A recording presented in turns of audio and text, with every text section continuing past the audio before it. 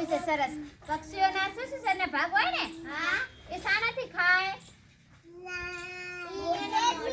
મોઢાને આપણે શું કહીએ? પક્ષીઓના મોઢાને આપણે શું કહીએ? સરસ, ચાંચ કહીએ. આપણા હાથ છે તો પક્ષીને શું હોય? તો આજે આપણે પ્રાણીઓ પોતાની સ્વચ્છતા કઈ રીતે રાખે એના વિશે ભણવાનું છે. બેટા આ બાજુ. સરસ. ચલો આ બાજુ.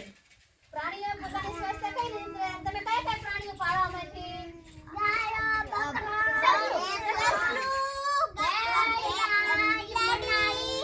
બિલાડી જો આપણે પાલકી બેન મનાડું મલ્લાડી. સરસ. બિલાડી બધા પાળીએ ને આપણે? બિલાડી બધા પાળીએ ને? સરસ. તો બિલાડી પોતાના શરીરને ચાટે ને? નાના નાના બચ્ચા હોય ને બિલાડી ચાટે ને? કેવા સાફ રાખે ને? તમે દરરોજ સફાઈ કરો, તમે શું કરો દરરોજ સવારમાં? નાવો, બ્રશ કરો. હા. તો પછી આપણે આપણા પ્રાણીઓ કયા કયા પાળીએ છીએ?